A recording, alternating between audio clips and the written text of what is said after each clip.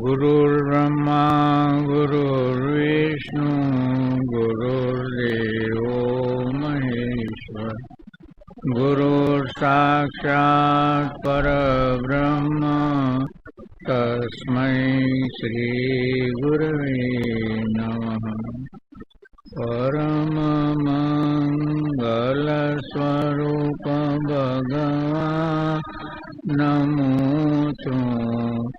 प्रेमथी तमने अहो आनंद हे घनश्याम नमो प्रेमथी तमने पुराणा काळनी निंद्रा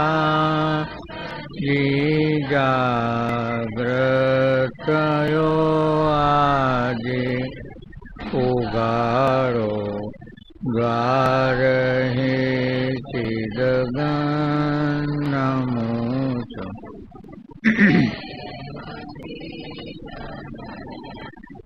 जगत में त्यागणी छोड़ू આવ્યો પ્રભુ શરણે બતાવો માર્ગ હે ભગવાન નમો છું પ્રેમથી તમને કૃપા દ્રષ્ટિ કરી હું પર सकल नो हरो मारा भमाओ ना हवे भगवान नमो प्रेमथी तमने हरो हूँ तमे मारा जगत सगरू बन्यू बेदिल कहे शंकर सुनो ऊँचू प्रेमथी तमने वाणी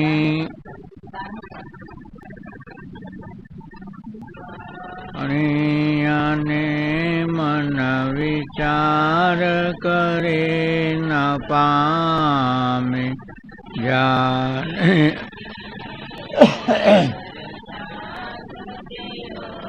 વિરામે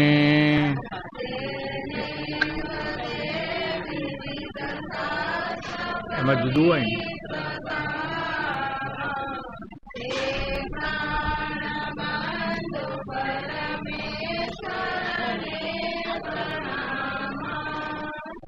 काल स्वभावमय जे सौथी स्वतंत्र जेणे रचूं जगत रूप विचित्र यंत्र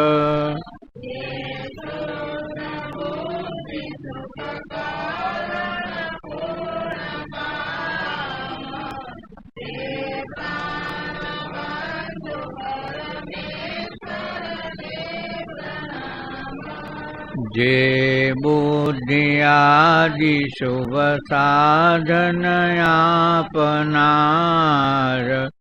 जेनी कला कुशलता प्रगति अपार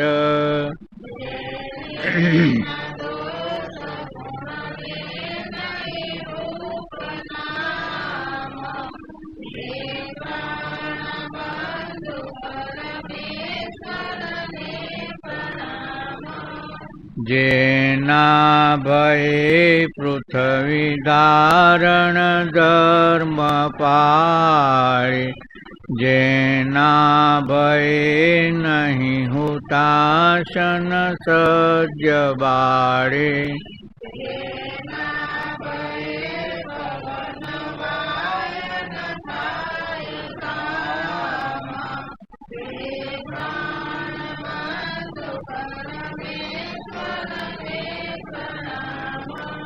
सीमा तजे नहीं समुद्र समर्थ तोय जेनो कदापि अविनाश करेन कोय।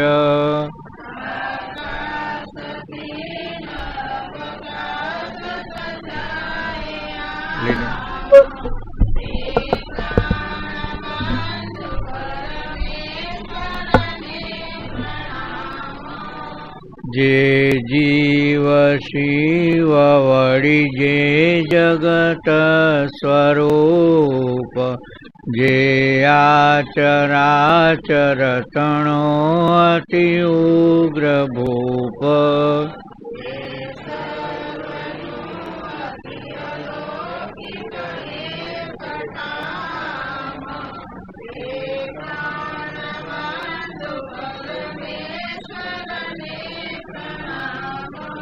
पासे छताय दशवत सौथी रहे छे, छेटे छता हृदय माहि रम्या करे छे।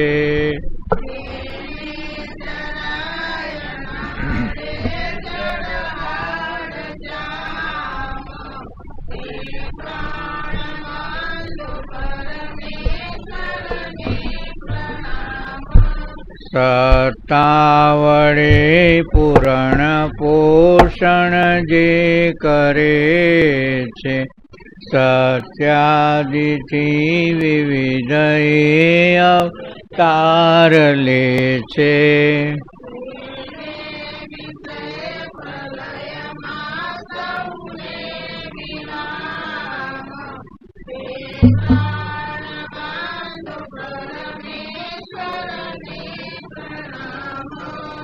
जेने विरंचि हरिने हर नाम आपी, भावे करे भजन पुण्य वड़े प्रतापी।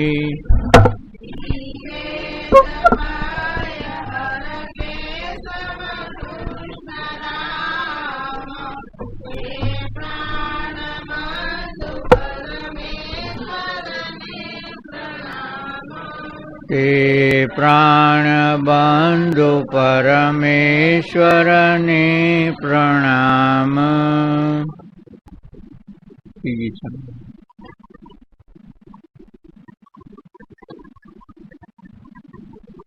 छूता नहीं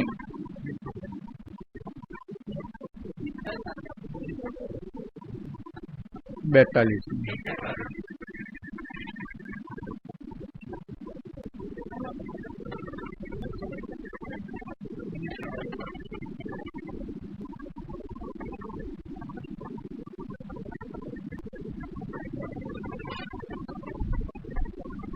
छूटा नहीं मैं देह फिर भी देह तीनों धारता, रचना करूं मैं विश्व की नहीं विश्व से कुछ वास्ता।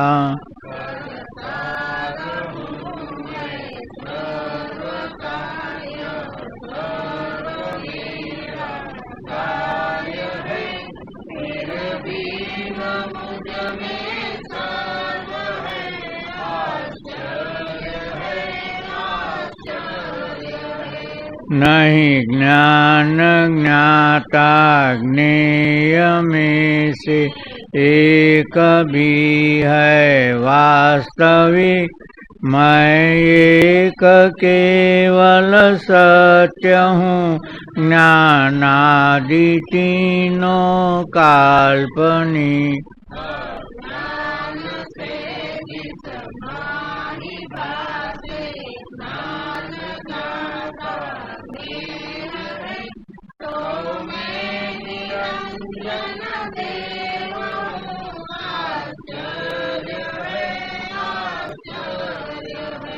है दुख सारा द्वैत में कोई नहीं, उसकी दवा यह दृश्य सारा है मृषा फिर द्वैत कैसा वाह वाह।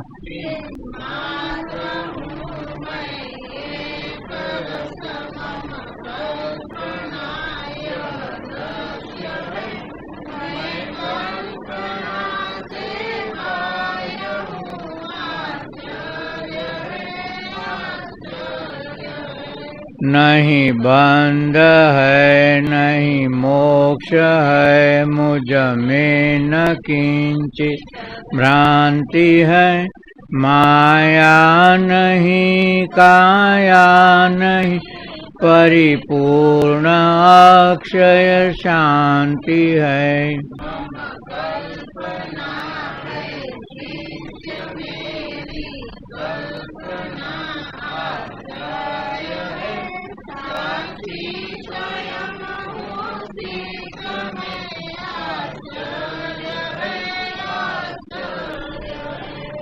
शरीर सारे विश्व की किंचित नहीं संभावना। शुद्धात्म मुझ चिन्ह मात्र में बनती नहीं है कल्पना।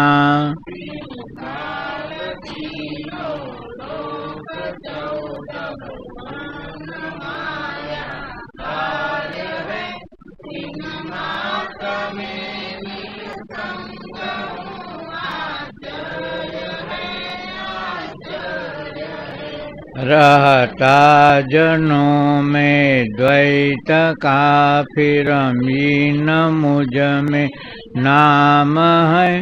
दंगल मुझे जंगल जचे फिर प्रीति का क्या काम है।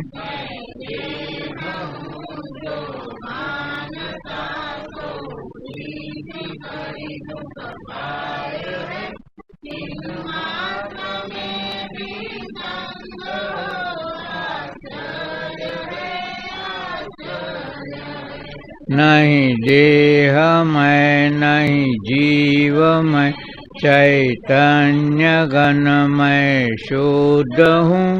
बंधन यही मुझ माहिता थी चाह मैं जीता रहूं।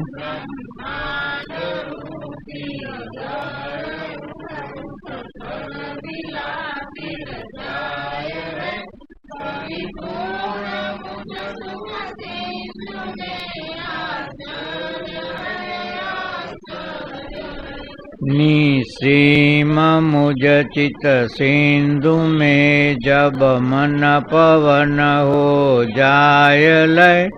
व्यापार लय हो जीव का जगनाव भी होवे विलय।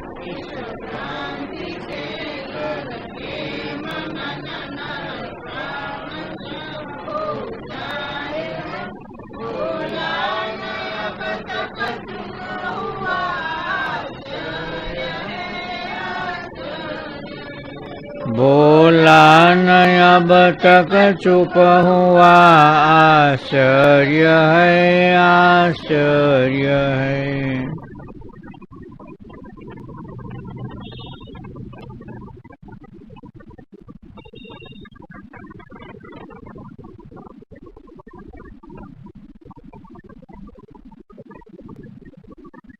આજની છંદાવલીમાં હજુ પ્રશ્ન નીકળશે ખરો ખરો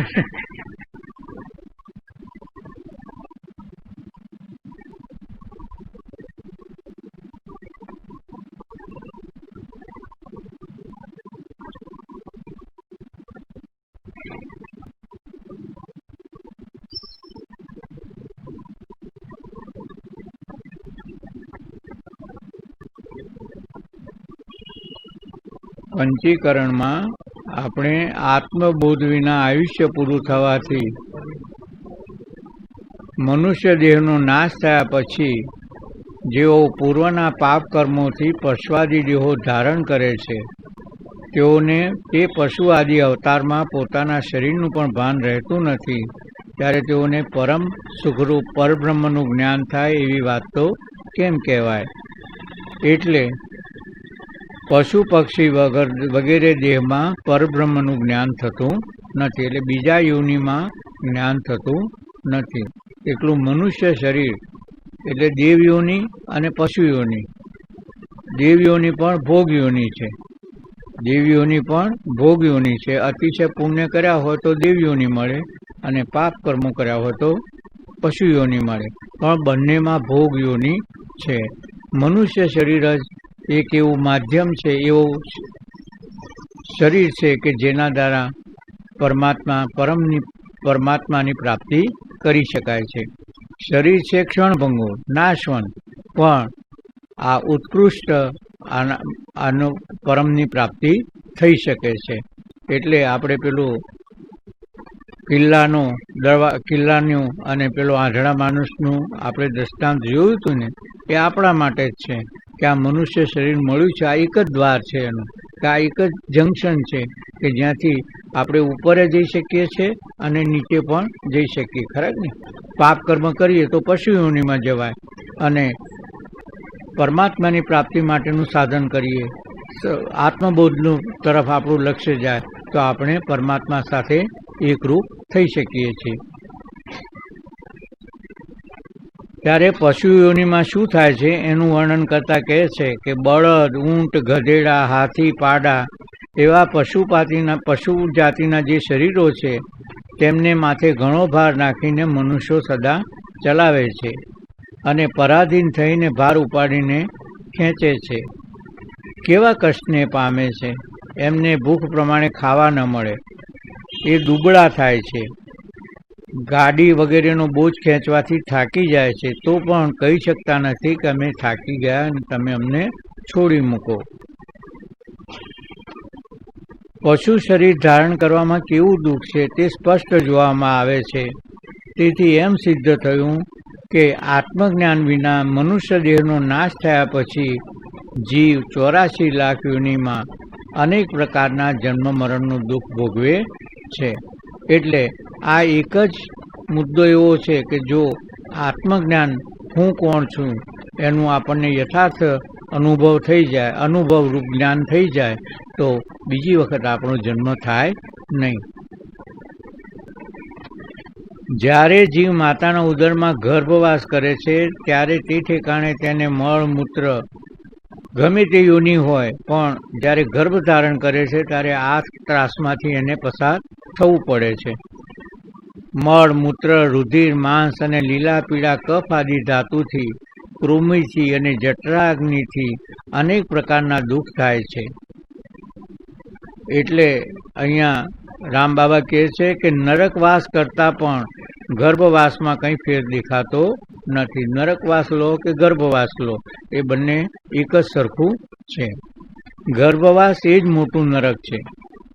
જન્મ વખતે પણ માતાને ને ગર્ભને જે દુઃખ થાય છે તે અવાચ્ય છે, એટલે એ તો માતાને જ ખબર પડે ને.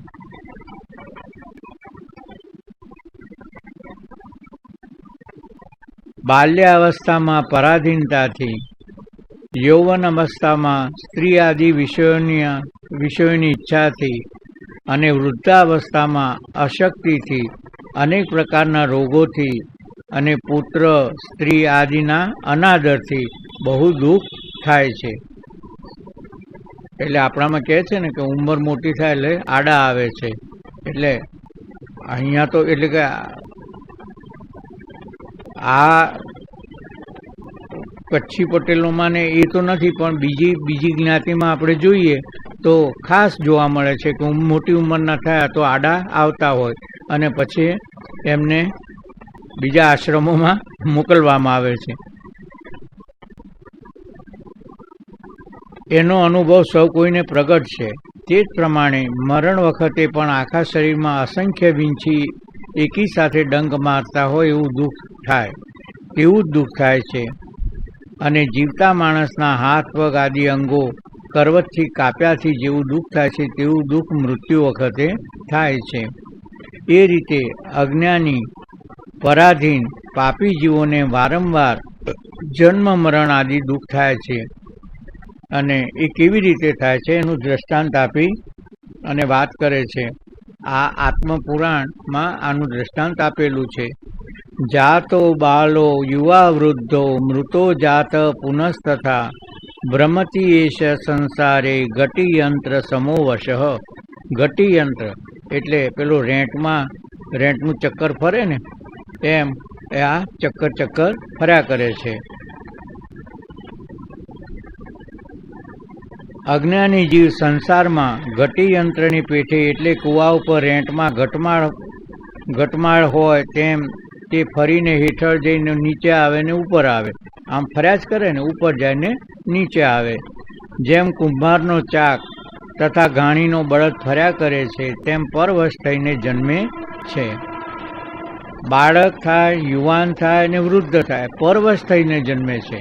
એટલે જ્યારે અજ્ઞાનથી હોય તો એના કર્મ પ્રમાણે એને જન્મ થાય છે, એની ઈચ્છા પ્રમાણે એને જન્મ થતો નથી. નહીંતર આપણે કોઈ દિવસ એવી જગ્યાએ જન્મ લેવાનો ઈચ્છા કરીએ પણ આપણા કર્મ પ્રમાણે આપણને જન્મ મળે છે. અને અજ્ઞાની જીવ પોતાના સ્વરૂપને ભૂલી જન્મ મરણ રૂપી ઘટમાળમાં ફરી ફરી મહાદુઃખ ભોગવે છે. આ રીતે પૂર્વે કહેલા 84 લક્ષ યોનિમાં ના દુઃખ શ્રવણ કરી શિષ્યના મનમાં અત્યંત ભય થયો અને એવી જિજ્ઞાસા થઈ કે દુઃખ કેમ મટે, એટલે આ જન્મ મરણનું દુઃખ કેવી રીતે મટે. પછી સ્મૃતિ થવાથી ગુરુને શરણે જઈ જન્મ મરણ આદિ દુઃખથી નિવૃત્તિ થવા માટે પ્રશ્ન પૂછ્યા. તે પ્રકારનું બીજી ચોપાઈમાં ક્રમથી નિરૂપણ કરે છે. એટલે ગીતામાં પણ ભગવાને કીધું છે ને કે તદ્વિદ્ધિ સર્વ કર્મ અખિલમ જ્ઞાને પરિસમાપ્યતે, સર્વ કર્મ અખિલમ જ્ઞાને પરિસમાપ્યતે તદ્વિદ્ધિ પ્રણિપ્રાતેન પરિપ્રશ્નેન સેવયા. એટલે બધા કર્મોની સમાપ્તિ ક્યાં થાય છે કે જ્ઞાનમાં. એટલે જ્ઞાન થયું પછી કોઈ કર્મ રહેતું નથી. પણ એ જ્ઞાન માટે ભગવાન અર્જુનને કહે છે કે તદ્વિદ્ધિ પ્રણિપ્રાતેન પરિપ્રશ્નેન સેવયા. એટલે તું સદગુરુ પાસે જા અને એને પ્રશ્ન પૂછી અને એનો ઉત્તર મેળવ. ભગવાન સીધું પોતાના તરફથી વાત કરતા નથી. એ જ પ્રમાણે અહીંયા પણ આ શિષ્ય ગુરુ પાસે જઈને પ્રશ્ન પૂછે છે. જન્મ મરણ કેમ ટળશે ભાઈ, સાધુ સમાગમ કરીએ જાય. જન્મ મરણ કેમ ટળશે મારે, હું કોણ છું એવો વિચાર કરે તે વારે.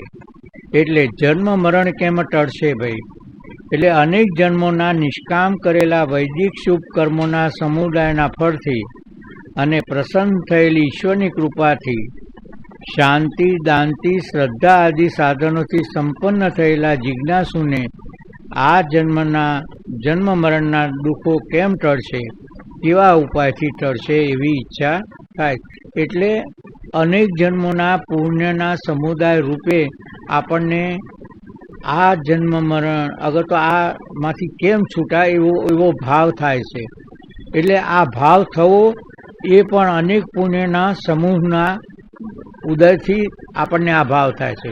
નહીંતર સામાન્ય જીવને તો એમ થાય કે બીજા જન્મ્યા છે તો હું જન્મ્યો છું, મોટો થઈશ, લગ્ન કરવાના અને છોકરા પેદા કરી પૈસા કમાઈ અને વ્હીલ મૂકીને મરી જવું. આ જ ક્રમ એમ કે જીવનો હોય છે.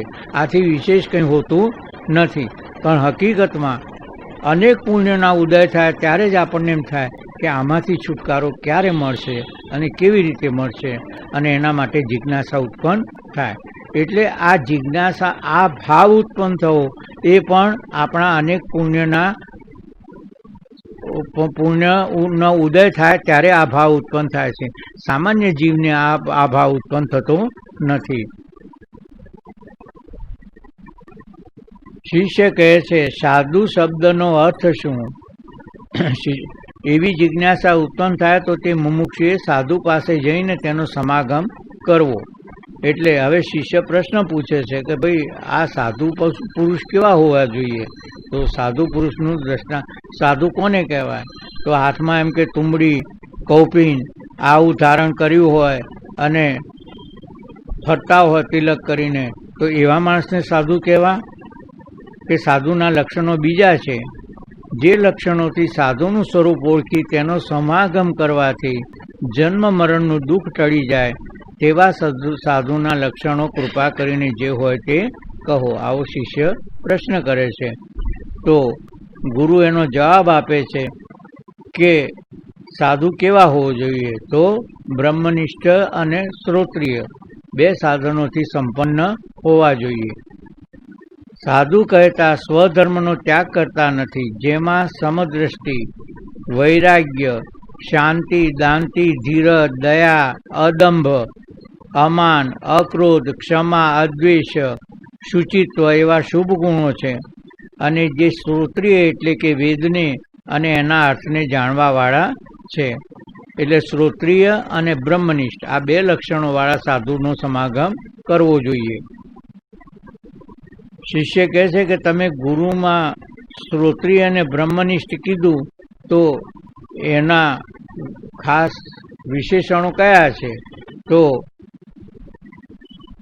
ગુરુ કહે છે કે એક વિશેષણથી નિસંદેહ બોધ થતો નથી. એટલે એક જ હોય કે બ્રહ્મનિષ્ઠ હોય, અગર તો શ્રોત્રિય હોય તો એ ના ચાલે એમ કે?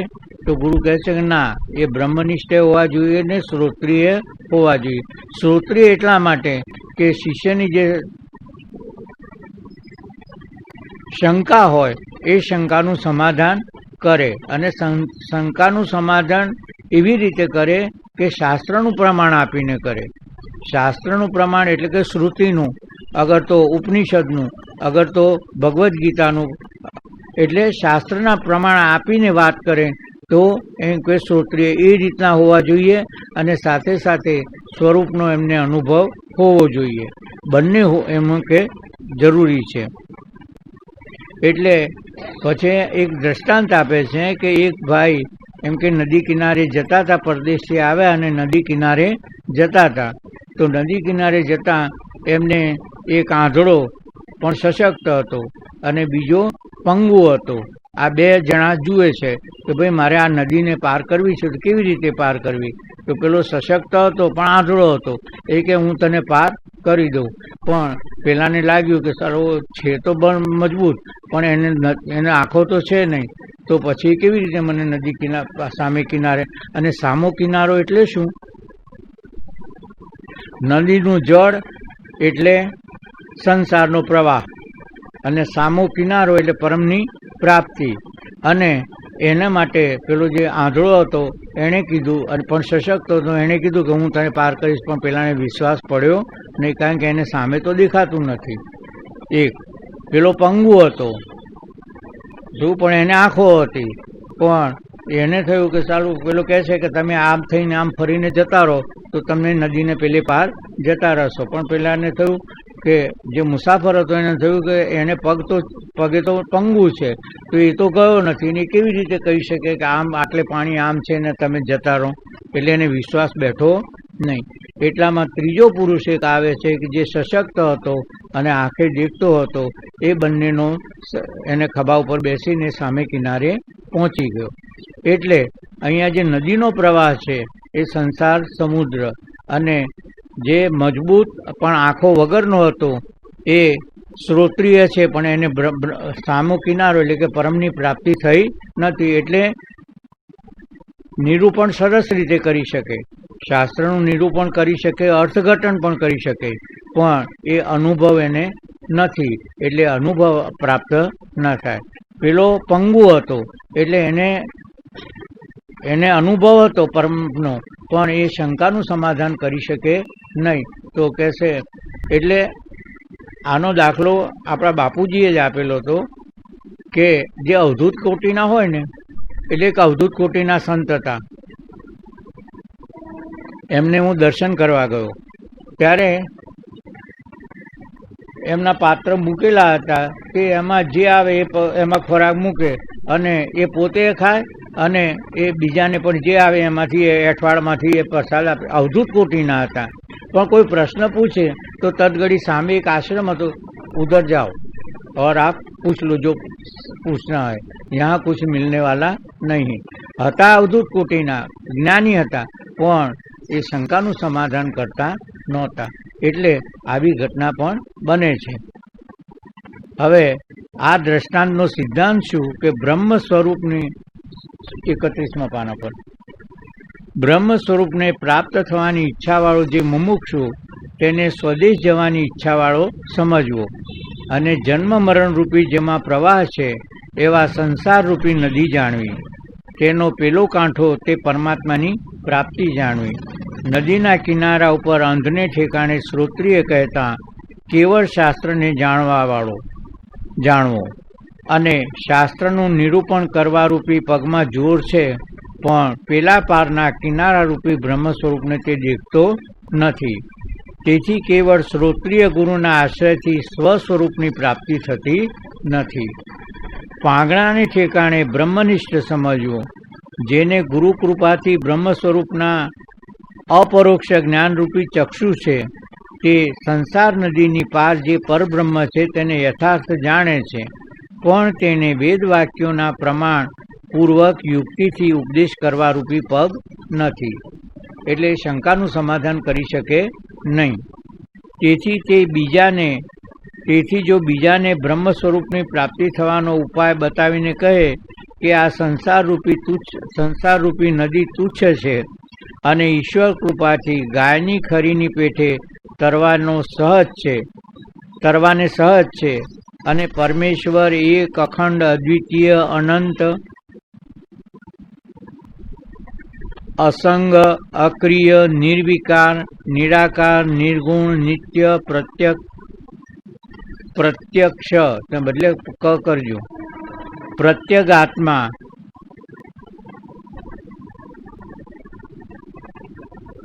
દેહ ત્રણથી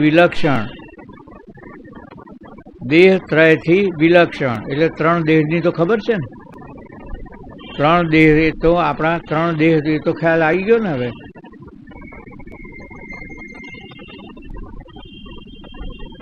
ત્રણ દેહથી વિલક્ષણ, ત્રણ અવસ્થાના સાક્ષી, પંચકોશાતીત, વ્યાપક, દ્રષ્ટા, સ્વયં જ્યોતિ, સચ્ચિદાનંદ રૂપ છે। તેના જ્ઞાનથી સંસાર નદીની પાર ક્લેશ વિના સુખથી જઈશ। તો પણ સાચો ઉપદેશ છતાં, એ ઉપદેશ સાચો છે છતાં તેના બોલવા ઉપર બીજા મુમુક્ષુને વિશ્વાસ આવતો નથી, કારણ કે તે કંઈ શ્રુતિ અગર તો સ્મૃતિના વાક્યોનું પ્રમાણ કહેતો નથી। તેથી તેના વાક્યમાં પણ સંદેહ રહે છે, માટે દ્રષ્ટાંતમાં નદી પાર જનારો પુરુષ જેમ નેત્રવાળા અને પગવાળા પુરુષની સહાયતાથી નદી પાર ગયો, તેમ શ્રોત્રિય અને બ્રહ્મનિષ્ઠ એવા બે વિશેષણવાન ગુરુની સહાયતાથી સંસાર નદીની પાર જવાય છે, માટે તેવા ગુરુને શરણે જવું।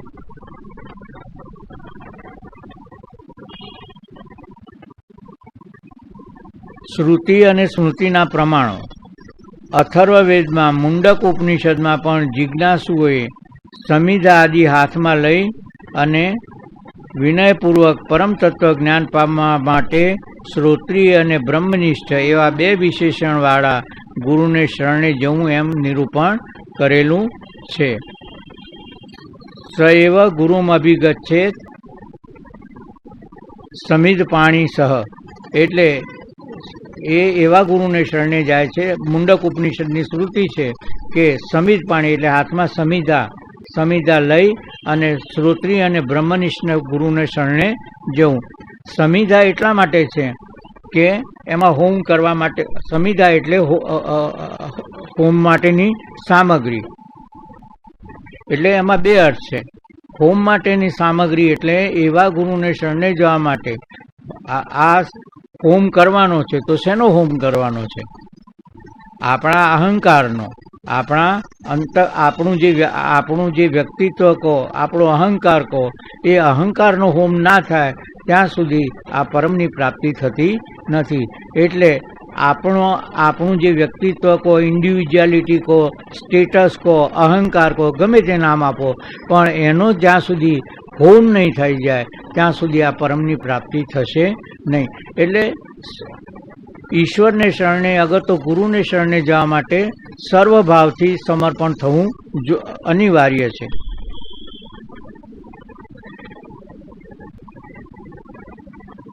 આમાં કૃષ્ણ પ્રેમ કરીને એક વિદ્વાન સંત થઈ ગયા અને દાદાએ આના માટે પુસ્તક લખેલું છે. શું? મહાયોગી કૃષ્ણ પ્રેમ કરીને. એમણે એક જગ્યાએ સરસ વાત કરી છે કે ઈશ્વરની કૃપા એટલે શું? તો ઈશ્વરની કૃપા એટલે આંતરવેદી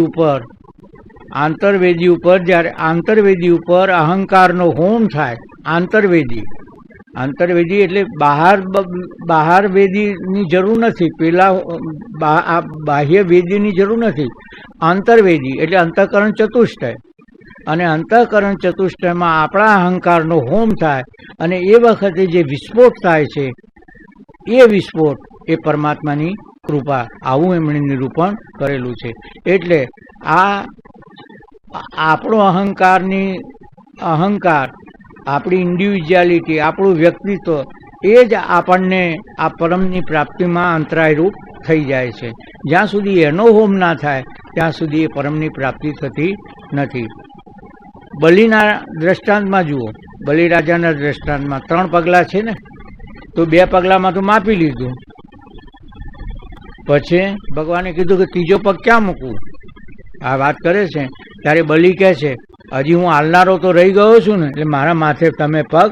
એટલે પોતાનું સર્વસ્વ જ્યાં સુધી સમર્પણ ન થાય ત્યાં સુધી, અને પછી એ જ ભગવાનને એના દ્વારપાળ બનીને ઊભા રહેવું પડ્યું. એટલે આ વસ્તુ આ રીતે આપણને પ્રાપ્ત થાય છે. તો અહીંયા ગીતા સ્મૃતિના પ્રમાણોથી કહે છે કે તદ વિદ્ધિ પ્રણિપાતેન પરિપ્રશ્નેન સેવયા ઉપેદક્ષંતિ તે જ્ઞાનમ જ્ઞાનીન તત્વદર્શિન. આ ભગવદ્ ગીતાનું પ્રમાણ છે.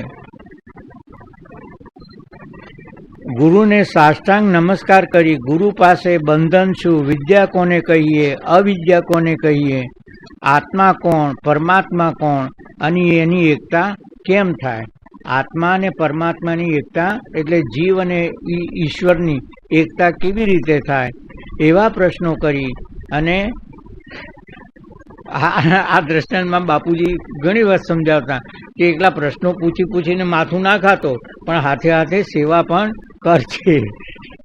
એટલે ગુરુની સેવા કરીને પ્રસન્ન થયેલા ગુરુ પાસેથી પરમ શ્રેષ્ઠ મોક્ષનું સાધન અદ્વિતીય પરમાત્માનું જે જ્ઞાન તે તું જાણ, અને જ્ઞાની તત્વદર્શી એવા જે ગુરુ છે તે તને જ્ઞાનનો ઉપદેશ કરશે. શ્રીમદ ભાગવતમાં 11 સ્કંદમાં 3જા અધ્યાયમાં પણ પ્રબુદ્ધ નામના યોગેશ્વર, અહીંયા જનક રાજાને લખ્યું છે ને, તમારા જનક રાજા તો નેમી રાજા જોઈએ ત્યાં નેમી.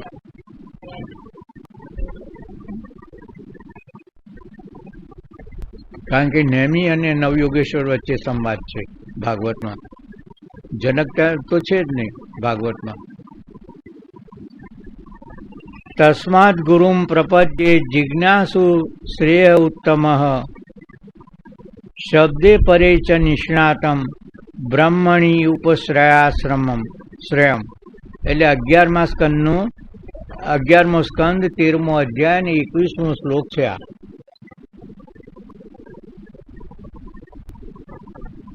જે સારું આલોક તથા પરલોકના સર્વ વિષય ભોગ કર્મજન્ય હોવાથી નાશવાન છે. એટલે આ લોક અને પરલોકના સર્વ ભોગ એ કર્મથી ઉત્પન્ન થાય છે ને, આ ભોગો કર્મથી થાય છે, તો એથી એ નાશવંત છે. એટલે કર્મ દ્વારા જે કંઈ પ્રાપ્ત થાય એ ક્ષણભંગુરને નાશવંત હોય. કારણ કર્મ દ્વારા જે કંઈ પ્રાપ્ત થાય એ ક્ષણભંગુરને નાશવંત હોય, કારણ કે કર્મનો કરતા જ ક્ષણભંગુરને નાશવંત છે કે નહીં? આ શરીર ક્ષણભંગુરને નાશવંત છે. અચ્છા, અને દેશ કાળ અને વસ્તુથી પરિચ્છિન્ન છે. અને દેશકાળ વસ્તુથી પરિચ્છિન્ન હોય અને પોતે ક્ષણભંગુર હોય, એના દ્વારા અદ્વિતીય અને શાશ્વત વસ્તુની ઉત્પત્તિ કેવી રીતે થઈ શકે? એટલે કર્મ દ્વારા કોઈ દિવસ અદ્વિતીય શાશ્વત એ સુખની ઉત્પત્તિ થઈ શકે એવું નથી. એટલે આ સારું, જે સારું આ લોકના અને પરલોકના સર્વ વિષય ભોગ કર્મજન્ય હોવાથી નાશવંત છે. ખ્યાલ આવ્યો ને? હવે નાશવંત કેમ છે? તો કર્મ દ્વારા જે કંઈ પ્રાપ્ત થાય એ ક્ષણભંગુર ને નાશવંત હોય ને દુઃખ દેનારા છે. તે સારું, ઉત્તમ, શ્રેય, જાણવાની ઈચ્છાવાળો એવો જે પુરુષ છે તેણે વેદના સાચા અર્થને જાણનાર શ્રોત્રિય, અહીંયા ક્ષોત્રિય છે ત્યાં શ્રોત્રિય કરી દેજો, શ્ર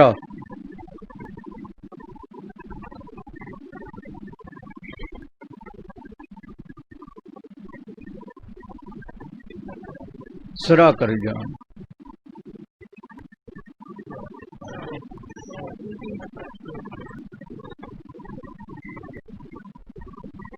શ્રોત્રિય અને પરબ્રહ્મનો અપરોક્ષ અનુભવથી જાણનારા બ્રહ્મનિષ્ઠ અને શાંતિવાન એવા ગુરુને શરણે જેવું. એટલે બ્રાહ્મણી ઉપશ્રયાશ્રમ, એટલે આ ભાગવતમાં આ ત્રીજું લક્ષણ આપ્યું કે શ્રોત્રિય અને બ્રહ્મનિષ્ઠ તો હોય પણ સાથે સાથે શાંતિવાળા હોવા જોઈએ, બહુ ધમાલિયા ના હોવા જોઈએ. એટલે ભાગવતમાં આ ત્રીજું લક્ષણ બતાવ્યું છે કે એ શાંતિવાળા હોવા જોઈએ. તો પ્રશ્ન પૂછવાનો કેવા પ્રકારના પૂછવો જોઈએ? સામાન્ય રીતે બાપજી કેમ છો, તમારી તબિયત કેમ છે, પણ અહીંયા શું કેવા પ્રશ્નો પૂછવા જોઈએ? જન્મ મરણ કેમ ટળશે મારે, હે દયાળ ગુરુ, આ સંસારમાં મને જન્મ મરણ થાય છે તે કેમ ટળશે, એટલે કેમ મટશે? જપથી, તપથી કે તીર્થથી, કેવા યજ્ઞાદિક કર્મથી એ મટે અથવા તો બીજા કોઈ સાધનથી? વળી તે વખતે હું કોણ છું એવો વિચાર કરે અને વિચાર કરીને ગુરુને પૂછે કે હું કોણ છું?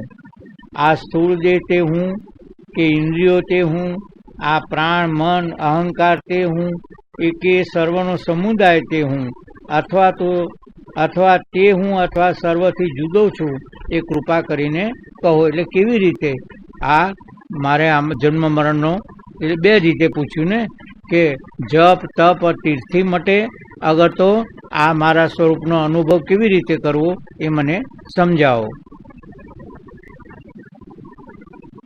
આ રીતે જિજ્ઞાસાને, શિષ્યની જિજ્ઞાસાના વચન સાંભળીને ગુરુ જન્મ મરણ મટવાનો ઉપાય બતાવે છે. સદગુરુ કહે સ્વસ્વરૂપ જાણ, એટલે તારો જન્મ ટળશે તે પ્રમાણ. તારા જન્મ મરણનો કાગળ ફાટે, સદગુરુ વચને વિશ્વાસ રાખે એ માટે. એટલે જન્મ મરણનો કાગળ ફાટી જાય એટલે પછી જન્મ મરણનો કાગળ ફાટે એટલે હું કઈ નોટ લખીને આવે કે ના તારું સેન્કશન કરવામાં આવે છે, જન્મ મરણ નહીં થાય એમ? તો એવી એક માન્યતા છે ને કે આપણા કર્મોનું લખાણ એમ કે ચંદ્રગુપ્તના ચોપડામાં થાય છે અને એ પ્રમાણે આપણું જન્મ મરણનું બંધન થાય છે. બરોબર? જન્મ મરણ થાય છે. પણ હવે ચંદ્રગુપ્તના ચોપડાનો કાગળ જ નીકળી જાય તો પછી જન્મ મરણ કેવી રીતે થાય એની વાત કરે છે. પણ એ ક્યારે ફાટે? કે જ્યારે સ્વસ્વરૂપને જાણે. એટલે જીવ રૂપે આપણે મરી જઈએ, જીવ રૂપે આપણે મરી જઈએ તો આ જન્મ મરણનો કાગળ ફાટી શકે. એનું દ્રષ્ટાંત આપે છે આગળ, એ આપણે જોઈએ.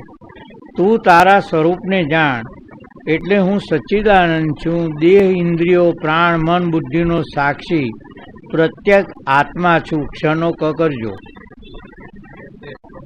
પ્રત્યેક આત્મા છું અને દેહ ઇન્દ્રિયાદિક હું નહીં, તથા દેહના જે ધર્મ વર્ણ આશ્રમ આદિક તથા ઇન્દ્રિયોના ધર્મો આંધ્ય બધીરાદિક તે સર્વ મારા સ્વરૂપમાં નથી. એટલે શુદ્ધ ચૈતન્ય રૂપ હું છું.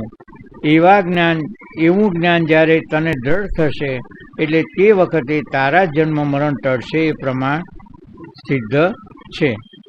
એટલે આ દેહ મન બુદ્ધિ ઇન્દ્રિયોનો હું સાક્ષી છું. એટલે જ્યારે આપણે જીવપણાનો ભાવ હતો ત્યારે કરતા આપણે આગળ જોયું ને કાલે કે કરતાપણાની ને ભોગતાપણાની ભ્રાંતિ, પેલા જીવને ભ્રમ થયો ઘણા દાડા ને એમાં એના વખતે આપણે ચર્ચા કરી હતી કે ભ્રાંતિ કેટલા પ્રકારની હતી? 5 પ્રકારની. એમાં એક હતી ને કરતા ભોગતાની ભ્રાંતિ અને જીવ અને ઈશ્વરની ભિન્નતાની ભ્રાંતિ. તો આ બે ભ્રાંતિ, હું કરતા નથી ને ભોગતા નથી, એ વાત જ્યારે સ્વીકારાઈ જાય તો આ જીવનું જીવપણું બાધિત થઈ જાય. એટલે જીવનું જીવપણું બાધિત થવું એટલે કંઈક આપઘાત કરવાની જરૂર નથી, પણ આ કરતા ભોગતા ઇન્દ્રિયો છે, મન છે, બુદ્ધિ છે, હું એનો સાક્ષી છું, આ ભાવમાં દ્રઢ થઈએ તો કર્મ થાય ખરા, પણ કર્મનો લેપ આપણને થાય નહીં. એટલે કર્મના સાક્ષી થઈએ એટલે પછી કર્મનો લેપ થાય નહીં. અને પછી ગંગા સતીએ કીધું છે ને પેલું એક ભજનમાં કે ભલે ને ભાંગી પડે બ્રહ્માંડ રે, અને પછી એના આગળની લીટીમાં એમ કહે છે કે હરક અને શોકની ના આવે જેને હેડ કીજો. એટલે હરક અને શોક એ કોના વિકારો છે? મનના વિકારો છે. અને હું તો મનનો સાક્ષી છું. એટલે સુખ આવે કે દુઃખ આવે, પણ બંને મારા ભગવાનની કૃપા છે, ભગવાને મોકલ્યું છે એમ કરીને સ્વીકારે તો પછી એનું ભોગવવું પડતું નથી. એટલે કર્મ કરે ખરા. આપણને મનુષ્ય શરીર મળ્યું છે, આપણે અશુભ કર્મ ના કરીએ પણ શુભ કર્મ તો કરીએ કે ના કરીએ? એટલે શુભ કર્મ કરીએ, પણ એની સાથે સંકલ્પ ના એ હોવો જોઈએ કે મને આ વસ્તુ પ્રાપ્ત થાય.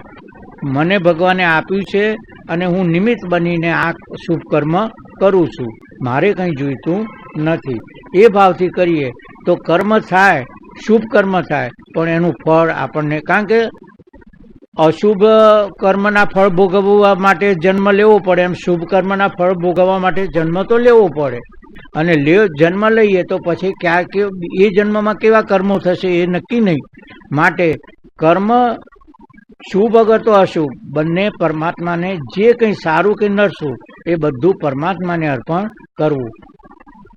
ગીતામાં ભગવાને આ કીધું છે કે નહીં?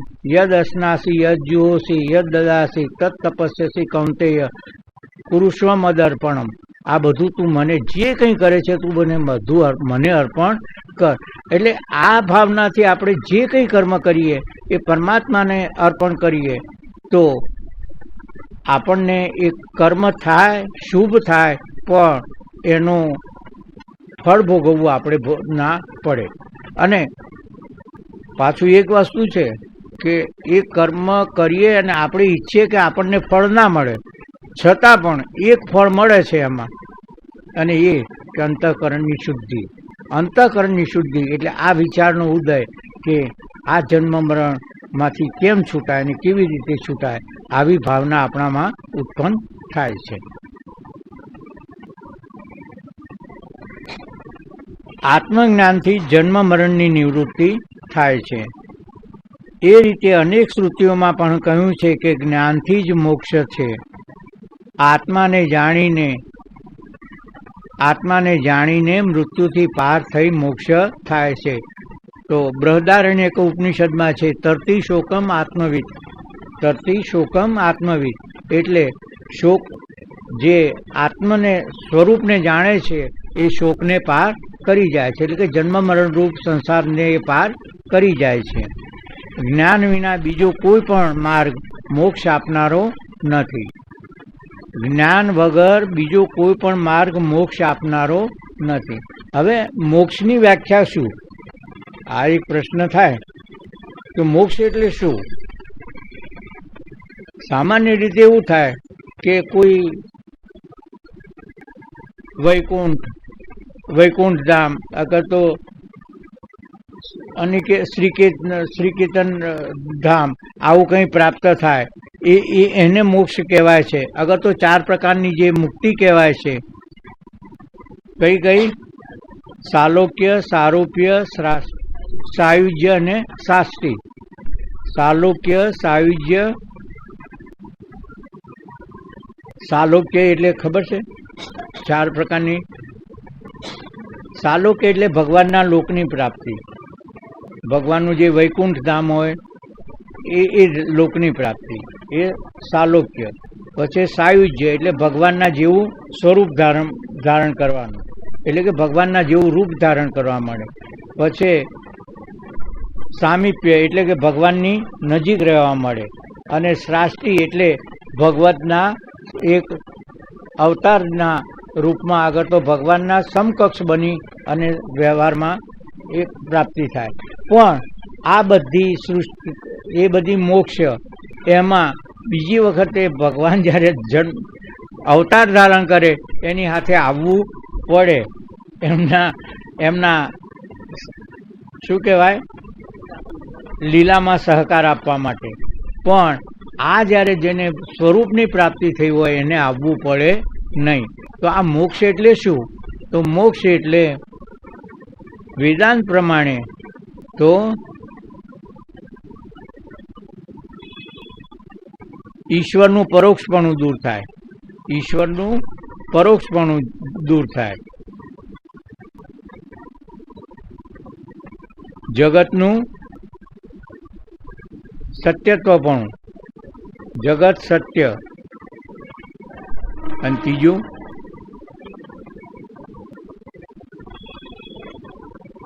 ઈશ્વરનું પરોક્ષપણું, જગતનું સત્યત્વપણું અને જીવનું પરિચ્છિન્નપણું. જીવનું પરિચ્છિન્નપણું એટલે હું આટલો જ છું, આ શરીરનો છું, આટલો બાંધાનો છું, આટલા વજનનો છું, એ જીવનું પરિચ્છિન્નપણું. જીવનું પરિચ્છિન્નપણું, ઈશ્વરનું પરોક્ષપણું અને જગતનું સત્યત્વપણું, આ બધું દૂર થઈ જાય એકી સાથે. આમાં પછી ક્રમ રહેતો નથી. જે વખતે મનનો નાશ થાય અને જ્ઞાનની પ્રાપ્તિ થાય એ વખતે એકી સાથે જ આ અનુભવ આપણને થઈ જાય છે કે જીવનું પરિચ્છિન્નપણું જાય, ઈશ્વરનું પરોક્ષપણું જાય અને જગતનું સત્યત્વપણું જાય. એટલે જગતને હું અત્યારે જે સત્ય રૂપે માનું છું એ જગત રહે ખરું, જગતનો નાશ ના થઈ જાય. પણ જગત કેવી રૂપે દેખાય? બ્રહ્મ લટકા કરે બ્રહ્મ પાસે, એટલે વસ્તુ એમની એમ જ રહે, પણ આપણી દ્રષ્ટિમાં ફેરફાર થઈ જાય અને આ જગત અગર તો જે કંઈ દેખાય એ પરમાત્માનું સ્વરૂપ છે. એટલે આપણી દ્રષ્ટિમાં ફેરફાર થાય, બીજા બાહ્ય ફેરફારમાં કશું થાય નહીં. આ મોક્ષનું પરમ સાધન છે. અને આ જ્યારે અવસ્થા પ્રાપ્ત થાય ત્યારે પછી બીજો જન્મ આપણને મળી શકે, ઈચ્છીએ તો એ પણ ના મળી શકે. આવું બાપુજીનું સ્ટેટમેન્ટ છે. એટલે એક વખત થાણામાં જ બાપુજીનો પ્રસંગ હતો, ખબર છે કે નહીં? આપણા બાપુજી કૃષ્ણાનંદજી થાણામાં હતા. કોના ત્યાં? દેવી પ્રસાદભાઈને ત્યાં. દેવી પ્રસાદભાઈને ત્યાં કે હું બેઠો હતો અને એક ભાઈ આવ્યા, સફેદ કપડામાં સજ્જ હતા, બૂટ પહેરેલા હતા અને સ્ત્રી ટાઈટ હતા. અને હું બેઠો હતો ને આવીને કે સ્વામીજી હું ઈશ્વરમાં માનતો નથી. એમ? હું નાસ્તિક છું બિલકુલ. એટલે બાપુજી કે તું નાસ્તિક છે એના કરતાં હું 3 ગણો નાસ્તિક છું. એટલે પેલો ખમચાણો, તું એકલા ઈશ્વરને માનતો નથી પણ હું જીવ જગત અને ઈશ્વરને ત્રણેયને માનતો નથી, સ્વીકારતો નથી. એટલે પેલો ઊભો થઈ ગયો કે એ કેવી રીતે સ્વામીજી? તો કે આવા કપડાં પહેરવા પડે ત્યારે એ સમજાય, આમ ઊભા બારણામાં ઊભા રહીને પ્રશ્ન પૂછવાથી સમજાય નહીં. એટલે જાય તો એકી સાથે ત્રણેય જાય, એક જાય નહીં. જાય તો જીવ જગત અને ઈશ્વર, એટલે જીવ જ જાય તો પછી બધું જ જાય. એ જીવપણું જાય તો ઈશ્વરનું ઈશ્વરપણું પણ જાય ને. જીવનું જીવપણું જાય તો ઈશ્વરપણું પણ છોડે છે. અને સુદામાના દ્રષ્ટાંતમાં કહે છે ને, ભગવાન 3 લોકનો નાથ એના પગ આગળ બેસી અને એના પોતાના મોઢા વડે એના પગના કાંટાને વગેરે કાઢે છે કે નહીં? તો એ ઈશ્વરપણું 3 લોકનો નાથ તે ત્યાં આગળ બેઠો છે ને, કારણ કે એણે જીવપણું છોડ્યું છે. એટલે સામે ઈશ્વરપણું છોડી દીધું.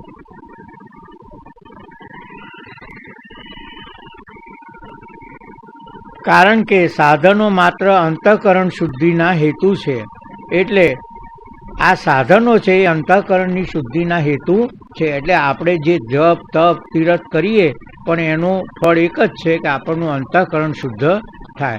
અને અંતઃકરણ શુદ્ધ થાય તો હું કોણ છું અને કેવો છું એ જાણવાની જિજ્ઞાસા ઉત્પન્ન થાય. પણ મોક્ષનું કારણ તો કેવળ જ્ઞાન જ છે. જેમ કોઈ રસોઈ કરવી હોય તો લાકડા, વાસણ, અનાજ આદિ સાધનો છે, પણ અગ્નિ વિના રસોઈ સિદ્ધ થતી નથી. તેમ જ્ઞાન વિના મોક્ષ થતો નથી.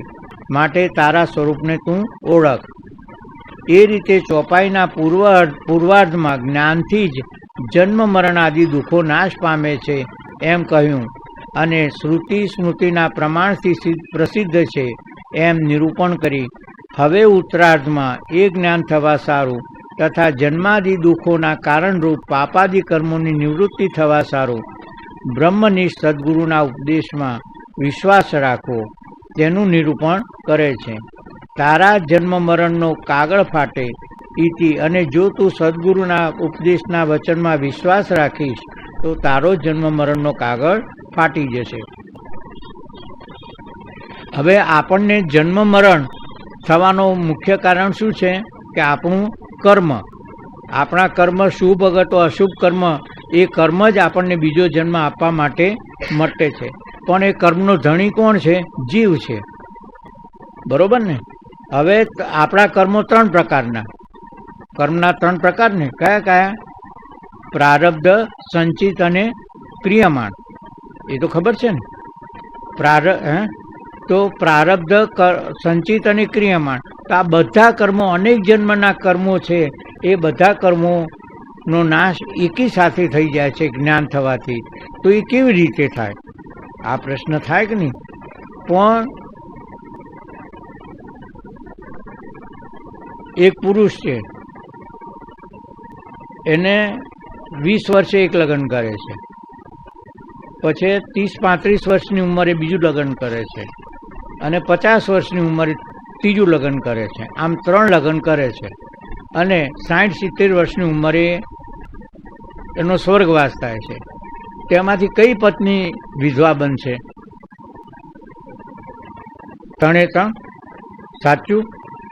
બરોબર ને? એમ કર્મનો કરતા જે જીવ છે, જે એમ માને છે કે હું કરતા છું, ભોગતા છું, એ એનું કરતાપણું ભોગતાપણું મૂકી દે છે, એટલે કર્મનો ધણી મટી જાય છે. તો પછી ત્રણેય કર્મનો, જો કર્મનો ધણી જ બચતો નથી તો પછી કર્મો જાય કોની પાસે? કોઈની પાસે જાય નહીં. એમ આપણા કરેલા કર્મોનો જે ભલે મોટો ગંજ હોય છતાં પણ એ કર્મો આપણને અસર કરશે નહીં. જો આપણું જીવપણું આપણે બાધિત કરી નાખીએ, તો કરતાપણાનો ભોગતાપણાનો ભાવ આપણે બાધિત કરી નાખીએ તો આપણને એ કર્મોની અસર લાગશે નહીં, અને આપણનો બીજો જન્મ આવશે નહીં. આ વાત કેવી છે? એટલે જન્મ મરણના કાગળનું લક્ષણ. હે મહારાજ, જન્મ મરણનો કાગળ તે વળી શું? જે જીવ પુણ્ય પાપ પુણ્ય આદિ જે કર્મો કરે છે તેને યમરાજનો કારભારી ચિત્રગુપ્ત લખે છે, અને તે કર્મના કરવાવાળા જીવને યમરાજ જન્માદિ દ્વારા સુખ દુઃખ આદિ ફળ આપે છે. તેથી 84 લક્ષ યોનિમાં ફરે છે. બરોબર? એ જ જન્મ મરણનો કાગળ છે. માટે સદગુરુ જે સચ્ચિદાનંદ રૂપ પોતાના આત્માનો ઉપદેશ કરે છે તેના વચનમાં અનુભવ કરી દ્રઢ વિશ્વાસ રાખે તો તે કાગળ ફાટી જન્મ મરણના દુઃખ ટળે છે. અને સ્થૂળ રીતે સમજવા માટે આ વિષ્ણુદત્ત સાવકારનો દ્રષ્ટાંત આપે છે કે એક વિષ્ણુદત્ત કરીને સાવકાર હોય છે, અને બીજાના સાથે દુર્જનો સાથે એને મેળાપ થાય છે, ને એ બહુ કરજદાર બની જાય છે, અને લોકો એને બહુ હેરાન કરે છે. જેણે કરજ આપ્યું હોય છે બહુ હેરાન કરે છે. એટલે એને એક મિત્ર મળે છે કે ભાઈ તું ફલાણી વ્યક્તિ પાસે જા, વિષ્ણુ આ શાહુકાર પાસે, અને એને ત્યાં સેવા ચાકરી એટલે નોકરી કર, ચાકરી કર એમ કે, તો તને ધીરે ધીરે તારું આ જે લોકોનો લેણદાર છે એમાંથી તને મુક્તિ મળશે. આ વિશ્વાસ રાખી અને એ જાય છે તો પણ કે તારે એવી રીતે નોકરી કરવી, ચાકરી કરવી કે શરૂઆતમાં કશું માગવું નહીં, અને જે કંઈ મળે એમાં સંતોષ રાખીને તારે પૂરેપૂરી ચાકરી કરજે. એટલે આ પહેલાં એ બીજા પાસે જાય છે ચાકરી કરવા માટે. ચાકરી એટલે નોકરી કરવા માટે, પણ ત્યાં એને કંઈ બહુ મળતું નથી એટલે એ નોકરી છોડી દે છે ને આ બીજી જગ્યાએ જાય છે. ત્યાં આગળ ચાકરી કરતાં કરતાં એક દિવસ પેલા જે લેણદારો હતા એમને એમ થયું કે આ સારી જગ્યાએ નોકરી કરે છે તો ચાકરી કરે છે તો આપણું દેણું ગમે ત્યારે એ ચૂકવી આપશે, પણ આ ચૂકવતો નથી. એટલે એક વખત એમ કે ભર બજારમાં એને ગમે તેવા વચનો કહીને એને બહુ અપમાનિત કરે છે. આ દુઃખી ચહેરો જોઈ અને આ શાહુકાર પાસે જાય છે, વિષ્ણુદત્ત પાસે. એટલે શેઠ પૂછે છે એને કે ભાઈ તું કેમ આટલો ઉદાસ છે, અત્યાર સુધી કોઈ દિવસ નહીં. એટલે કે શું કરું સ્વામીજી, કે મારે આ પ્રમાણે મારે કરસ થઈ ગયું હતું, મને આ લોકોએ બહુ ભર બજાર વચ્ચે ઊભા રહીને મને અપમાનિત કર્યો એટલે મને હું દુઃખી થયો. આવી વાત છે, તારે મને પહેલાંથી વાત કરવી હતી ને. એટલે એ વિષ્ણુદત્ત કહે છે કે તારા જે કંઈ લેણદારો હોય એ બધાને બોલાવી લાવીને જે કંઈ હોય હું તને મંજૂર છે ને. એટલે કે હા. અને એ બધા બોલાવીને એમની સાથે વાટાઘાટ કરી અને બધા કાગળો ફાળાઈ નાખે છે અને એનું દેવું ચૂકવી દે છે. એમ આવી જ ઘટના પેલા કિરાના વેપારી જૈન ધર્મમાં થઈ ગયા ને, શ્રીમદ રાજચંદ્રનું એક દ્રષ્ટાંત છે, ખબર છે? શ્રીમદ રાજચંદ્ર એ હીરાનો વેપાર કરતા હતા અને કોઈની સાથે સોદો કર્યો હતો. એટલે પેલો વાયદાનો સોદો કે ને, વાયદાનો કે અમુક દિવસે આ વસ્તુ તમારે મને આટલી વસ્તુ આપવી આ ભાવે, આવો સોદો નક્કી કર્યો હતો. એ સોદા પ્રમાણે એ દિવસ આવ્યો ત્યારે એ જે વસ્તુની એમને જે ભાવે સોદો કર્યો હતો એ વસ્તુનો 3 ગણો કે 4 ગણો ભાવ થઈ ગયો હતો. એટલે જેણે સોદો કર્યો હતો એ માણસ બહુ દુઃખી થતો હતો. અરે રે, મારું એમ કે ઘર-બાર વેચાઈ જશે તો પણ હું એમ કે આ સોદો પૂરો કરી શકીશ નહીં, આવું એને બહુ દુઃખ થતું હતું. હવે આ બાજુ શ્રીમદ રાજચંદ્ર પણ થતું હતું કે સાલું આ એમ કે કેવી રીતે આ પાર પાડશે, એટલે એમને પણ દુઃખ થતું હતું. એટલે સોદાનો જે દિવસ જે નક્કી કર્યો હશે એના 2 દિવસ અગાઉ એની પાસે જાય છે તો પેલો કગરી પડે છે અને રોવા માંડે છે કે ભાઈ રૂવેશ શું કરવા, હું તને મળવા આવ્યો છું, તારે શું કામ, તું જરાય ચિંતા કરીશ નહીં. એટલે કે પણ હું એમ કે આ તમારો સોદો પૂરો કરી શકું એવું નથી અને મારા ઘર-બાર વેચાઈ જાય તોય પણ હું પૂરું કરી શકું એવું નથી. તો એટલે કે પણ તને ઊંઘ નથી આવતી, મને પણ ઊંઘ નથી આવતી. તને ઊંઘ નથી આવતી મને, કારણ કે તું આ સોદો પૂરો નહીં કરી શકે એ દુઃખે હું દુઃખી થઉં છું. અને તારા દુઃખનું કારણ ને મારા દુઃખનું કારણ આ કાગળ છે, કારણ કે લખાણ હોય ને તો. અને એ વખતના જમાનામાં તો આ લખાણ એટલે એમાં બ્રહ્મ વાક્ય, એમાં કોઈ ફેરફાર થાય નહીં. એટલે કે તારા દુઃખનું કારણ ને આ મારા દુઃખનું કારણ આ કાગળ જ છે. આ સોદાનો જે કાગળ હતો એ કાગળ ચીરીને ફાડી નાખે છે, ત્યાં ને ત્યાં જ એ કાગળ ફાડી નાખે છે. એટલે આજના જમાનામાં તો 5000 રૂપિયા માટે પણ કોઈનું સોપારી લઈ લેવી એ સરળ છે, પણ એ જમાનામાં લાખોનું શ્રીમદ રાજચંદ્રે જતું કરી અને પેલાને મુક્ત કરી દીધો. આ કાગળ જ હતો, એ કાગળ ફાડી નાખ્યો એટલે પછી તો કોઈ રીત પ્રમાણ કે આપવાનું કે લેવાનું.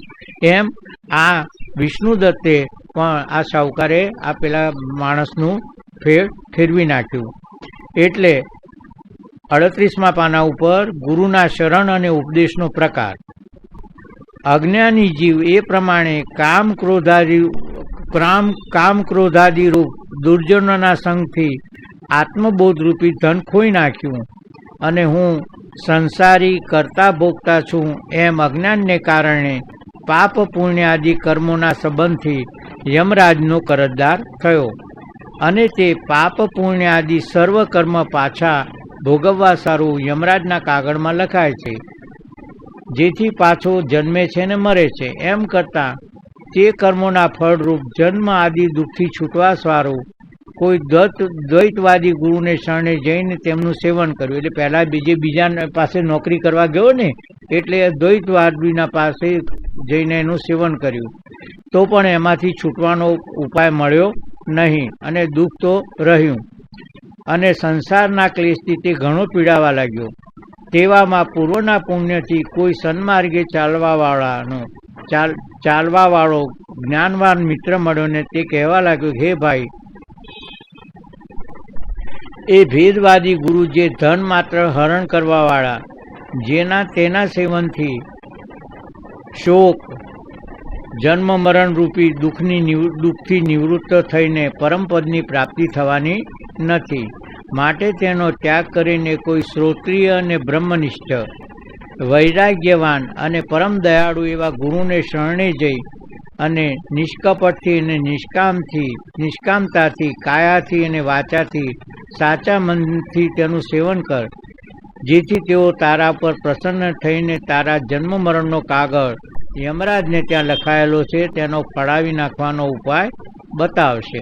એટલે ફળાવી નાખવાનો એટલે જીવ રૂપે મટી જાવ એ ભાવ થાય તો આ જન્મ મરણનો કાગળ ફાટી જાય. આવા મિત્રના વચન સાંભળી બ્રહ્મવેત્તા ગુરુને શરણે જઈ તેનું આરાધન કરીને ગુરુની કૃપા કરીને કહે છે કે તારી શી ઈચ્છા છે, તારું જે કંઈ દુઃખ હશે તેનો ઉપાય હું બતાવીશ. ત્યારે શિષ્ય કહે છે, મહારાજ, અધ્યાત્મ, અધિભૂત અને અધિદ્વય. હવે આ 3 પ્રકારના દુઃખ કીધા. હું 3 પ્રકારના દુઃખથી દુઃખી છું. કયા કયા? તો અધ્યાત્મ, અધિભૂત અને અધિદૈવ. આ સંસારના જે કંઈ દુઃખો છે એ શાસ્ત્રએ 3 વિભાગમાં વહેંચી નાખ્યા: અધ્યાત્મ, અધિભૂત અને અધિદૈવ. તો આ કયા પ્રકારના? જો આપણે શાંતિ મંત્ર બોલીએ છીએ ઘણી વખત, ખબર ને, કે ઓમ પૂર્ણમદ પૂર્ણમિદમ પૂર્ણાત પૂર્ણમુદચ્યતે પૂર્ણસ્ય પૂર્ણમાદાય પૂર્ણમેવ અવશિષ્યતે. પછી શું કહીએ છીએ? ઓમ શાંતિ શાંતિ શાંતિ. 3 વખત બોલીએ છીએ. કેમ 3 વખત? 2 વખત નહીં, 1 વખત નહીં, 4 વખત નહીં, 3 વખત? આવો કોઈ પ્રશ્ન થયો તમને? બોલીએ છીએ ને 3 વખત. તો આ 3 વખત એટલા માટે બોલીએ છીએ કે આ જે શાસ્ત્રમાં 3 પ્રકારના જે આપણા દુઃખો છે એને 3 વિભાગમાં વહેંચેલા છે: અધ્યાત્મ, અધિભૂત અને અધિદૈવ. એ 3 તાપોની, અગર તો 3 દુઃખોની નિવૃત્તિ થાવ એટલા માટે ઓમ શાંતિ શાંતિ શાંતિ 3 વખત આપણે બોલીએ છીએ. તો આ અધ્યાત્મ શું, અધિભૂત શું અને અધિદૈવ શું? આ 3 પ્રકારના દુઃખ એટલે શું? અધ્યાત્મ એટલે માનસિક દુઃખ, ખરા કે નહીં? અધ્યાત્મ એટલે માનસિક દુઃખ. માનસિક રીતે આપણે દુઃખી હોઈએ, પરિશ્રમ હોઈએ કોઈને કોઈ વાતમાં, તો ઘટના ગમે તે ઘટી હોય પણ માનસિક રીતે આપણે દુઃખી હોઈએ તો એને અધ્યાત્મ કહેવાય. અધિભૂત એટલે શરીરના દુઃખો, તાવ આવવો, શરદી થવી, રોગ થવો, કોઈ પણ પ્રકારનો શરીરને રોગ થવો એને અધિભૂત કહેવાય. અને અધિદૈવ એટલે કુદરતી પ્રકોપ, ધરતીકંપ થાય, વાવાઝોડું થાય, આજે વરસાદનું, તો એમાં આપણે કોના પર કેસ કરીએ? ગમે તેટલું તણાઈ જાય તો કોઈના પર કેસ કરી શકાય? એટલે આ 3 પ્રકારના દુઃખો, આ 3 પ્રકારના 3 વિભાગમાં આપણા શાસ્ત્રોએ વહેંચી દીધા છે: અધ્યાત્મ, અધિભૂત અને અધિદૈવ. એ 3 તાપોથી ગ્રીષ્મ ઋતુના મધ્યાહન કાળના સૂર્યના તાપથી જેમ પાણી તપે છે તેમ હું તપું છું. અને મેં જે પાપ પુણ્ય આદિ કર્મો કર્યા છે તેની નોંધ યમરાજને ત્યાં છે. એ નોંધનો કાગળ ફાટે એવો ઉપાય બતાવો. ગુરુ કહે છે કે સર્વ પાપ કર્મનો ત્યાગ કરી પુણ્ય કર્મના ફળ હરિને અર્પણ કરી, પુણ્ય કર્મોના ફળ હરિને અર્પણ કરી, એટલે ભગવાનને સત્કર્મ કરવા ખરા પણ ભગવાનને અર્પણ કરીને હું નિમિત્ત માત્ર છું અને ભગવાને મને શક્તિ આપી છે તો હું કરું છું, પણ હું માત્ર નિમિત્ત છું. એનું અભિમાન હું ના લઉં તો એનું ફળ મને મળે, એનું ફળ મારે ભોગવવું પડે નહીં. પણ ફળ મળે ખરું. કયું ફળ મળે? અંતઃકરણની શુદ્ધિ. શમ દમ આદિ, શમ આદિ સારા સાધનો કરી. હવે શમ દમ એ તો બધી ખબર છે ને તમને. પેલા સાધન ચતુષ્ટયમાં ષટ સંપત્તિમાં આપણે જોયું હતું ને. અને દુર્જનોનો સંગ છોડી, એટલે દુર્જનો એટલે શું કે ભેદવાદી હોય એનો સંગ છોડીને મારા ઉપદેશમાં તો વિશ્વાસ રાખ. એ ઉપદેશ એ છે કે આ સ્થૂળ દેહ તું નથી, એ દ્રશ્ય છે એટલે દેખાય છે, તું એનો દ્રષ્ટા છે એટલે એનો જોવાવાળો આત્મા છે, તે તું નહીં, તેથી તે તું નહીં, એટલે આ શરીર તું નથી. એટલે જ્યાં સુધી આપણે ભક્તિ કરીએ, જ્ઞાન, આ યોગ માર્ગ લો, ભક્તિ માર્ગ લો કે તો જ્ઞાન માર્ગ લો, પણ આ જ્યાં સુધી આપણે શરીર ભાવથી છૂટા નહીં થઈએ ત્યાં સુધી આ પરમની પ્રાપ્તિ થાય એવું નથી. ગમે તે સાધન ગમે તે કરીએ પણ શરીર ભાવથી, એટલે શરીર એટલે અંતઃકરણ, શરીર ભાવથી છૂટવું એટલે અંતઃકરણના છેડાથી આપણે અળગા થઈ જઈએ તો જ આપણને આ પરમની પ્રાપ્તિ થાય. નહીં તો શું થાય કે ભૂલથી અંતઃકરણના ધર્મો જે છે એ ધર્મો આપણે સ્વીકારી અને પાછા એમાં ને એમાં લપટાયા કરીએ. તેથી તે તું નહીં. આ દેહનો નાશ થયાથી તેને બાળી નાખે છે, એટલે તે કંઈ કર્મ ભોગવી શકતો નથી. અને તેનો સાક્ષી જે તું આત્મા છે તે પૂર્ણ અને વ્યાપક છે, એને કંઈ આકાશની પેઠે જવું આવવું પડતું નથી. એટલે શરીર જન્મે છે અને મરે છે, એની સાથે આપણે એમ સ્વીકારી લઈએ છીએ કે મારો જન્મ થયો અને મારે મરણ થયું, પણ હું તો વ્યાપક છું, તો મારે ક્યાંય જવું પણ પડતું એ નથી ને આવવા પણ એ નથી. જેમ આપણે ઘર આકાશમાં બાંધીએ છીએ ને, કંઈ આકાશ લાવીએ છીએ ઘરમાં, એમ આપણો આ બધું વિશ્વ, આપણા બધા જે જન્મો છે એ બધા આપણે આત્મામાં આપણો જન્મ છે. આપણો જન્મ થઈને આત્મા આપણી અંદર દાખલ થાય છે એવું થતું નથી. જેમ આ ઘર બંધાયા પછી આકાશ અંદર આવે છે, આકાશમાં ઘર બને છે, એમ ચેતન આત્મામાં જ આ શરીર રૂપી નાવો બધી લહેર રૂપે ઉઠે છે અને જાય છે. એક કલ્પના કરો ને કે ચૈતન્યનો સાગર ગુગવી રહ્યો છે અને આ બધા શરીર રૂપી નાવો મોજા રૂપે જાય છે અને આવે છે. એ વિચારથી તમે શાંતિથી થોડી સેકન્ડ 5-10 મિનિટ આ વિચારમાં સ્થિર થશો ને તો તમને પરમ શાંતિનો અનુભવ થશે કે આ બધું સંસાર રૂપી લહેર ઉડે છે ને આ જાય છે.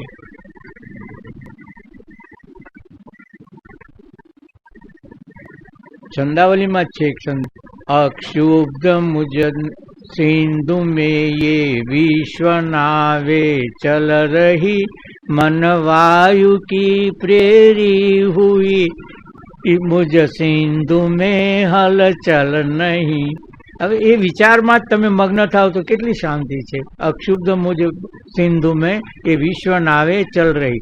તો આ વિશ્વ નાવો ચલ રહી પણ કેવી રીતે? મન વાયુ કી પ્રેરી હુઈ, એટલે આ મનની જ કલ્પના માત્ર છે.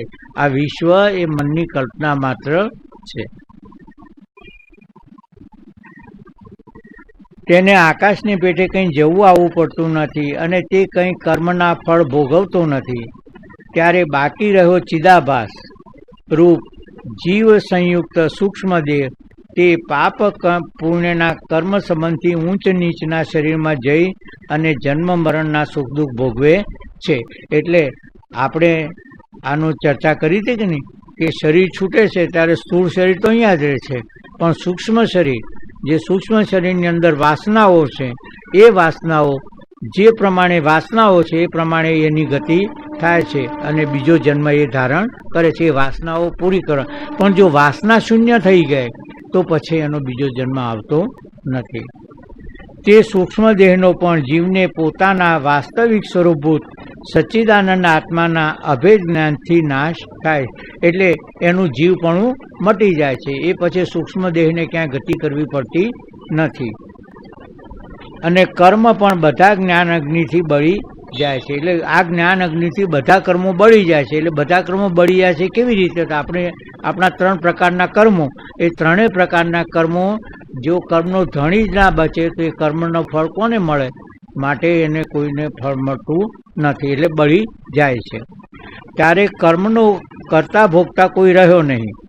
આવી વાત આજે આપણે ચર્ચા કરી એ જ વાત કે કર્મનો કરતા ભોગતા કોઈ રહ્યો નહીં, તેથી યમરાજનો કારભારી કોના કર્મ લખેવાળું. જો કરતા ભોગતા જ નથી તો પછી એના કર્મો કોણ લખે? તેથી યમરાજ આ તેનો કાગળ ફાડી નાખે છે. તે સારું દેહ ઇન્દ્રિય પ્રાણ મન બુદ્ધિ અહંકારમાંથી અહમ બુદ્ધિ મૂકી દઈને, એટલે આ અહમ બુદ્ધિ એટલે આ અહંકાર જ આપણને આ મોટામાં મોટો અંતરાય છે. એ અહંકારની આહુતિ અપાઈ જાય તો પછી આપણને કોઈ વાંધો આવતો નથી. અહમ બુદ્ધિ મૂકી દઈને તથા દેહ ઇન્દ્રિયાદિકના સંગાતથી પણ અહમ બુદ્ધિ મૂકી દઈને, એટલે દેહ ઇન્દ્રિયાદિના સંગાતમાંથી એટલે આ શરીરમાંથી, દેહ ઇન્દ્રિયોનો સંગાત એટલે આ શરીર જ થયું ને.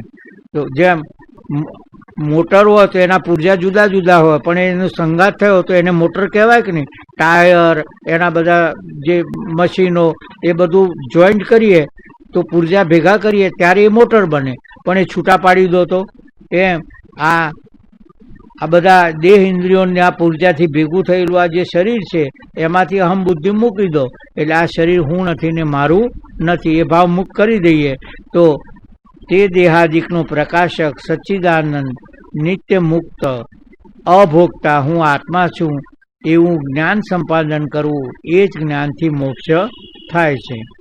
તે વિના જન્મ મરણ ટાળવાને બીજો કોઈ મુખ્ય સાધન નથી.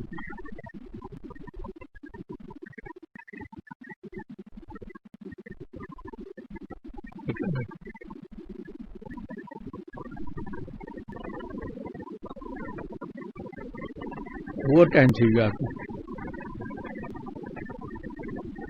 તમારે મને કહેવું હો